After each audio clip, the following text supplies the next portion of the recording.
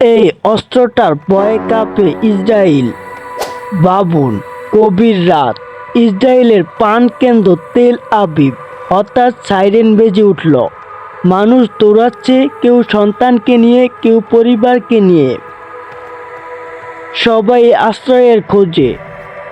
আপনি আকাশের দিকে তাকালেন, একটি আলো ধীরে ধীরে ভোর হচ্ছে।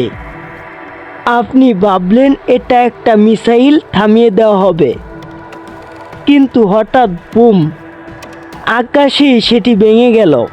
তারপর একটা নয়, শত শত আগুনের বিন্দু চারদিকে ছড়িয়ে পড়ল এবং শুরু হলো মৃত্যুর বৃষ্টি। এটা কোনো সিনেমা না, এটা বাস্তবে এমন এক অস্ত্র যা শুধু ধ্বংস করে না, বরং প্রতিরক্ষা ব্যবস্থাকে বোকা বানিয়ে দেয়। আজকের ভিডিওতে আমরা জানব এই অস্ত্র কি, কিভাবে কাজ করে, কেন বিশ্বজুড়ে নিষিদ্ধ, আর কেন এই অস্ত্র হয়ে উঠেছে ইসরায়েলের মাথা ব্যথার কারণ। শেষ পর্যন্ত থাকুন, কারণ শেষে এমন কিছু জানবেন যা আপনি ধারণা পুরো বদলে দিতে পারে। এক সময় যুদ্ধ মানেই ছিল সামনে সামনে লড়াই, কিন্তু এখন যুদ্ধ চলে আকাশে, দূর থেকে, বোতাম চাপলি ধ্বংস। এই পরিবর্তনের সাথে সাথে অস্ত্রও বদলাচ্ছে, এবং এই বদলে সবচেয়ে ভয়ঙ্কর উদাহরণ এই ক্লাস্টার বোমা। এই অস্ত্র দেখতে সাধারণ একটি মিসাইলের মতো, কিন্তু এর ভেতরে লুকিয়ে থাকা আসল রহস্য। এটি আকাশে গিয়ে নিজেই খুলে যায় আর ছড়িয়ে দেয় শত ছোট ছোট বোমা, যেগুলো বলা হয় বোমলেট। প্রতিটি বোমলেট একটি আলাদা অস্ত্র, মানে একটি মিসাইল শত শত আঘাত। এটি নির্দিষ্ট উচ্চতায় পৌঁছায়, তারপর বিস্ফোরিত না হয়ে খুলে যায়। ভিতর থেকে বের হয় বোমলেট। এগুলো ছড়িয়ে পড়ে বিশাল এলাকায়। তারপর প্রতিটি বোমলেট মাটিতে পড়ে এবং আঘাতের সাথে সাথে বিস্ফোরিত হয়। কিছু আবার এমনভাবে তৈরি যেগুলো শক্ত বাংকারও ভেদ করতে পারে।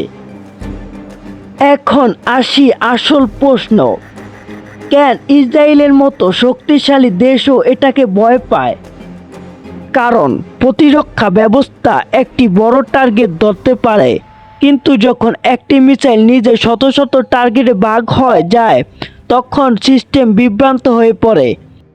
এটা অনেকটা এমন, আপনি যদি একটি বল ধরতে পারেন, কিন্তু একসাথে 200টা বল যদি ছুঁড়ে মারা হয়, সবগুলো কি ধরতে পারবেন? ঠিক এখানেই এক অস্ত্রের জয়ের শুরু। সবচেয়ে ভয়ঙ্কর অংশটা এখন আসছে।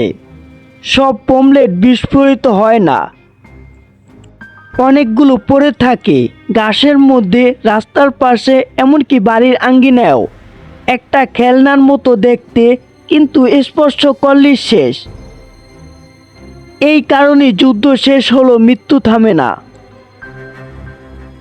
বিশ্বের 100টিরও বেশি দেশ এই অস্ত্র নিষিদ্ধ করেছে, কারণ এটা শুধু সৈন্যদের নয়, সাধারণ মানুষের জন্য মারাত্মক হুমকি। যুদ্ধের পরে এই অস্ত্র হয়ে ওঠে লুকানো আতঙ্ক। তাহলে প্রশ্ন, কেন এখনও ব্যবহার করা হয়? উত্তর, কারণ এটি কার্যকর। একটি আঘাতে বড় এলাকা ধ্বংস করতে পারে এবং প্রতিরক্ষা ব্যবস্থাকে বিভ্রান্ত করে দেয়। এই অস্ত্র শুধু ধ্বংস করে না, এটা ভয় তৈরি করে। একটা ভয় যা আকাশের দিকে তাকালে মনে পড়ে। যুদ্ধ শেষ হলো, যা থেমে যায় বছরের পর বছর। ভিডিওটি যদি আপনার ভালো লাগে, লাইক দিন, বন্ধুদের সাথে শেয়ার করুন, আর এরম রহস্যময় ভিডিও পেতে সাবস্ক্রাইব করুন এখনই।